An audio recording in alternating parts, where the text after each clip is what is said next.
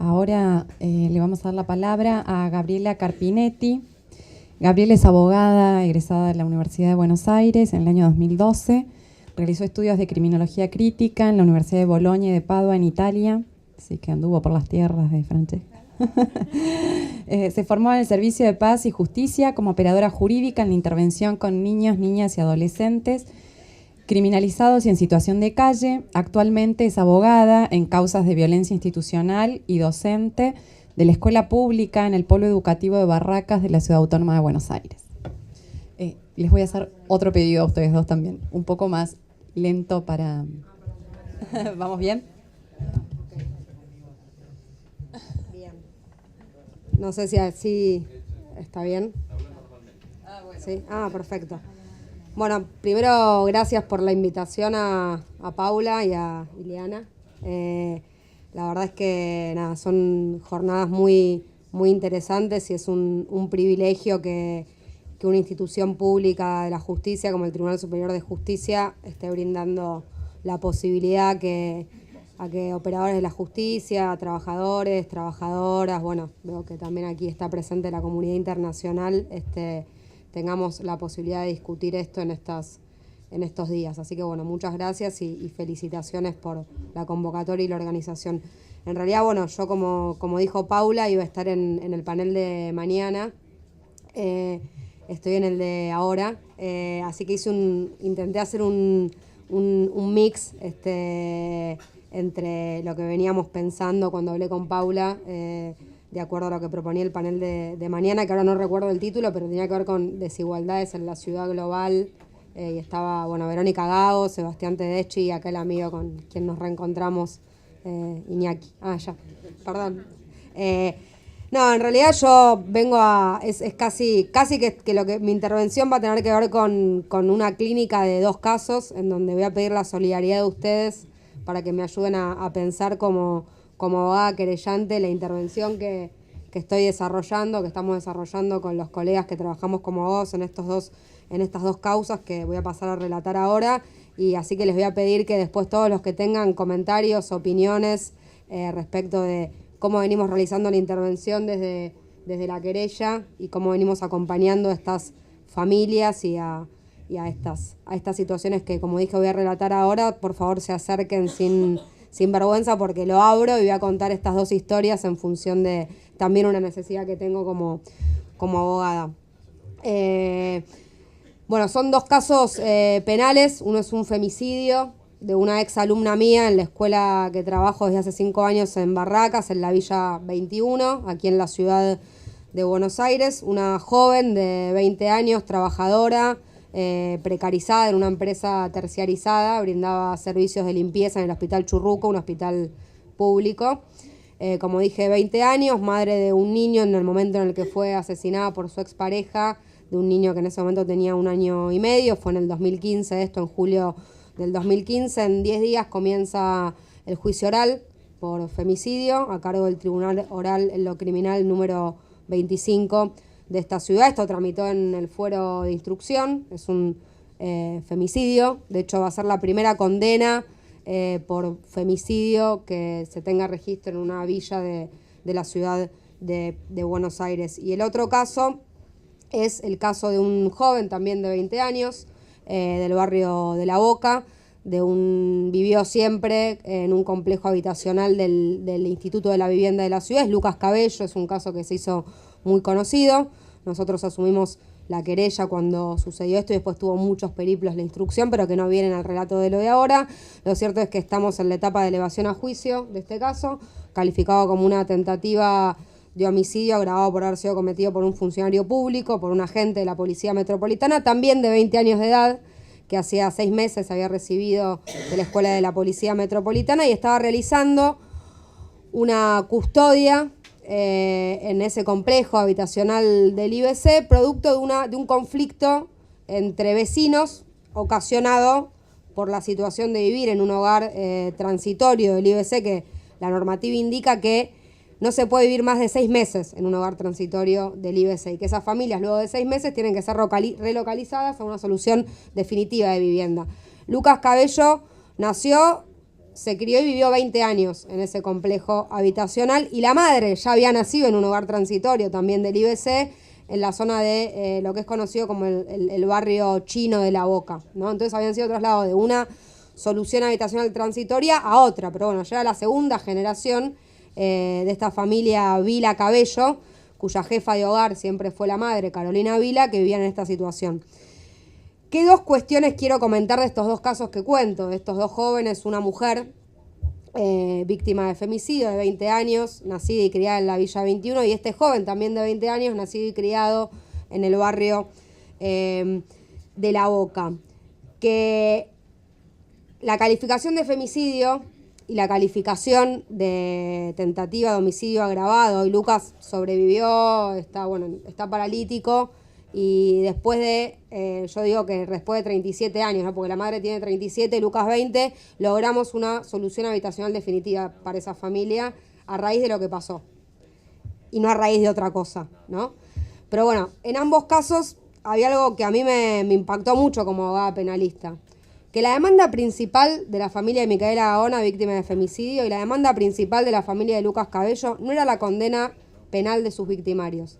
Y a mí esto fue algo que me impactó mucho, ¿no? Como abogada penalista, formada en la criminología, aún en la criminología crítica y todo esto, ¿no? Porque la necesidad principal que manifestaron estas dos familias en los procesos que llevamos adelante como querella no era el juicio y castigo de los victimarios, ¿no? Digo, era importante eso, digo, vamos a ir a los juicios en los dos casos, digo, tenemos una expectativa y demás. En el del femicidio es mucho más complejo, sobre todo por el contexto que estamos viviendo, ¿no? Porque la justicia penal no va a dejar de condenar a un pibe también de 22 años, pobre, al cual el propio Estado lo arrojó a un estado de monstruosidad, convirtiéndose en femicida, ¿no? Y bueno, esto es parte de otro de los debates que vamos a dejar sentado en el juicio, ¿no? La responsabilidad del Estado en el recorrido y en la biografía de la expareja de Micaela Gaona. Pero como decía, si algo, digamos, lo que más me impactó fue que la demanda principal de la familia tenía más que ver con la restitución de los derechos civiles que con el castigo penal de los victimarios, ¿no? Y eso es algo que quedó, digamos, muy instalado, y de hecho lo pudimos plantear también en el proceso penal, pero fundamentalmente comenzamos un recorrido en los órganos administrativos, ¿no? Tanto locales de la Ciudad de Buenos Aires como nacionales. En el caso de Micaela Gaona, desde un primer momento intervino, bueno, en realidad son otros dos órganos judiciales, unidades especializadas de la Procuración General de la Nación, que son la DOVIC, la Dirección de Orientación a la Víctima de la Procuración General de la Nación, y la unidad de femicidios también del Ministerio Público. Bueno, estos dos organismos realizaron un primer acompañamiento, fundamentalmente la DOVIC en relación a el procedimiento de restitución de derechos civiles y de compensación de la situación en la que había quedado Byron, que era el hijo de Micaela, que tenía el padre preso, la madre muerta, y queda a cargo de una abuela, que es Lidia Gaona, también menor de 40 años, que tuvo que renunciar a su trabajo para poder hacerse cargo de las tareas de cuidado de Byron. Ustedes pueden creer que a 10 días de comenzar el juicio penal por el femicidio no se logró resolver la tutela y no logramos restablecer un esquema de sostén económico para Byron y para la familia, porque a su vez Micaela también era jefa de hogar de sus hermanos menores. Era un grupo familiar en donde la jefa de hogar, digamos, era Lidia, pero Micaela actuaba de cojefa de hogar, además de su hijo Byron, de sus hermanos de 7, 14, 16 y 15 años. Todos alumnos de la escuela donde trabajo ahí mismo en el barrio, en la Villa 21. La cuestión es que en estos dos casos se cruzan tres problemáticas que atraviesan sin lugar a dudas la justicia de género, que es la problemática habitacional, la problemática de las tareas de cuidado y la problemática laboral de estas madres. Tanto de Micaela, como víctima de femicidio, pero también de su madre, Lidia Gaona, que renunció a su trabajo. Ella era ama de casa, realizaba, tareas en la economía que hoy por suerte se llama popular, o por lo menos está más instalada como economía popular, o más que como economía informal o en negro, lo que es una victoria discursiva importante dentro de las múltiples batallas que estamos librando, y tuvo que renunciar a esas tareas para hacerse cargo del niño. Pero acá lo más fuerte es que la justicia penal fue muy rápido en el caso del femicidio, sobre todo porque, digamos, la justicia penal va a encarcelar a un pibe villero también, ¿no? Que mató a su expareja por su condición de mujer, y no quedan dudas que fue un crimen de odio, pero no deja de encarcelar a un pibe al que, como dije antes, el propio Estado también lo arrojó ese estado de monstruosidad, ¿no? Porque volver de eso es... Él no puede, es muy difícil que él pueda reintegrarse a la comunidad después de el episodio femicida.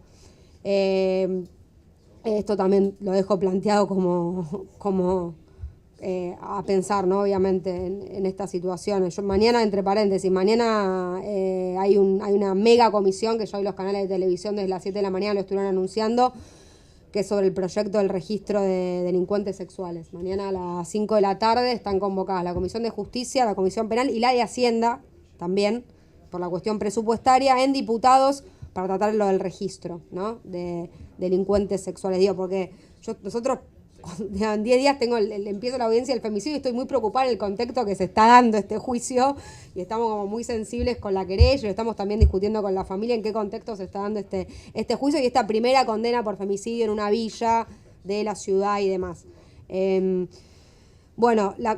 Seguía. Decía que en estos dos casos se cruzan esas tres cuestiones en donde para nosotros el Estado siguió sistemáticamente violando los derechos humanos, tanto de Micaela, asesinada, como de Lidia Gaona, la madre de Micaela, que hoy está presa en Londres por un delito de drogas, después de 1 año y medio de estar intentando encontrar trabajo, al cual nosotros acompañamos todo ese proceso, después de varios informes del Consejo Nacional de las Mujeres a cargo de Fabiana Túñez, con quien antes de que tenga esta función pública, muchas de nosotras y de nosotros hemos trabajado en muchos proyectos que tienen que ver con la restitución de derechos civiles para las familias por víctimas de femicidio, que pasa con los hijos, con todo el proceso de guardas, de tutelas, el proceso de sostén económico, social y demás. Y lo cierto es que no hemos podido encontrar en 1 año y medio una solución de restitución para la familia de Micaela Gaona. Todo esto deriva con Lidia llamándome de Londres a fin del año pasado, entre Navidad y Año Nuevo, que estaba detenida porque le habían ofrecido ese laburo, porque para ella fue una salida económica, se embarcó y cae detenida en Londres. Por suerte, nada, logramos hacer algunas gestiones con la Cancillería, por la normativa inglesa, no sé si acá hay alguien de Inglaterra, sé que viene Lina, por la normativa inglesa en relación a este tipo de delitos y varios informes que presentamos desde la Cancillería de acá. Ella en septiembre va a estar volviendo, con la pena ya cumplida ya, pero bueno, va a estar volviendo. Pero bueno, así termina esta situación, ¿no? Y hay muchos informes del Consejo de por qué no podía ingresar a leyes ASEN, por qué no podíamos resolver la asignación universal, por qué era incompatible con la ciudadanía porteña. Toda una serie de... Si uno lee los informes del Consejo, bueno, están muy claras las respuestas de por qué no se podía restituir civilmente derechos para esa familia. Y vuelvo, lo más importante para estas familias era eso, porque Micaela estaba muerta y porque Lucas Cabello quedó en un estado de parálisis. En el caso, como decía, de Lucas, presentamos un amparo que lo trabajamos en realidad lo presenta la Defensoría General de la ciudad. Se presentó un amparo, lo presenta esa área del Estado, y se resolvió después de 37 años una solución habitacional definitiva para esa familia. Los costos fueron muy altos, ¿no?, para la restitución del derecho habitacional definitivo para la familia. Pero bueno, hoy están en una casa en el barrio también de La Boca, enfrente del Argerí, donde se cumplen todas las condiciones en relación a la situación de esa familia, de movilidad y de comodidad habitacional, de acuerdo al cuadro de salud de Lucas y todo lo que eso implica. Pero bueno, quería contar esto porque la justicia de género atravesó fuertemente estos dos casos, porque las jefas de hogar eran 2 madres, o 3, porque incluyo a Micaela, que hoy no está, pero que bueno, es parte de esa justicia de género, y no solamente por haber sido víctima de femicidio, sino por todo lo otro que relaté. Y hay otra cosa que quiero contar en el caso y que es parte de otra de las cosas que quería introducir y seguro me quedo corta, que es también, y es algo que entiendo que Nina Power va a desarrollar mañana de alguna manera, por lo menos leí las entrevistas que le hicieron estos días que estuvo acá, que es el riesgo de la manipulación y lo perverso que puede volverse la manipulación de la justicia de género, ¿no? Y el género, ¿no? El caso de Lucas Cabello, los 3 primeros días se instaló como un caso de violencia de género. No sé si se acuerdan. Y le hacen la entrevista a Mauricio Macri, en ese momento todavía jefe de gobierno, a María Eugenia Vidal, en ese momento todavía vicejefa de gobierno, pero ya gobernadora electa, no en funciones, pero gobernadora electa de la provincia de Buenos Aires, porque esto fue en noviembre del 2015, en el interín del balotaje, de hecho fue. Y hubo 2 días en donde tuvimos que trabajar fuertemente para desinstalar la versión de que Lucas nunca había tenido una denuncia por violencia de género y que la policía no había intervenido luego de el llamado del botón antipánico y había tenido que intervenir en función de que Lucas había agredido a otra mujer del complejo, ¿no? Y estuvimos 48 horas trabajando para desinstalar esta versión en boca de Montenegro, Guillermo Montenegro, en ese momento ministro de Seguridad, de Mauricio Macri, que igual se quedó callado cuando le preguntó el periodista, y de María Eugenia Vidal, que sí habló y bueno, comentó con mucho pesar de que era un caso de violencia de género, de que el policía intervino eficazmente y que bueno, fue baleado Lucas Cabello en ocasión de esa intervención policial, luego que, como decía, lo del botón antipánico. Bueno, tuvimos que desmentir todo esto, constan todas las pruebas en el expediente, bueno, rápidamente fue calificado el hecho como es debido. Pero bueno, el caso de Lucas Cabello arranca con una manipulación política y mediática del discurso de género por María Eugenia Vidal, a quien me hizo recordar una entrevista que leí ayer de Nina Power comparándola con la que fue la candidata del Partido Republicano en el 2008, Palin, ¿no? Nada, quería contar esto porque se abren tantas aristas cuando pensamos la justicia de género y yo creo que quienes estamos comprometidos con esto y los que estamos acá y a todos los que nosotros podemos generar influencia, por lo menos en los 2 casos que presenté, la justicia de género estuvo atravesada por la cuestión habitacional, la cuestión laboral y las tareas de cuidado de los hijos y de los grupos familiares y de lo comunitario. Así que bueno, quería dejar planteados estos 2 casos. Uno, el caso de Micaela Gaona, empieza el juicio oral el 4 de mayo. Los invito a ser parte porque nosotros vamos a plantear todo esto en el alegato, entre otras cosas que vamos a plantear. Las testigos son mujeres, todas las testigos son mujeres del barrio. Y el caso de Lucas Cabello, entendemos que la fecha del juicio oral se va a estar definiendo entre el segundo semestre y el primer semestre del año que viene. Y esta discusión de la justicia de género va a estar planteada y la vamos a plantear en ambos procesos. Así que bueno, agradezco la invitación y todos los que se quieran acercar después para darme opiniones sobre esto y ayudas, les agradezco.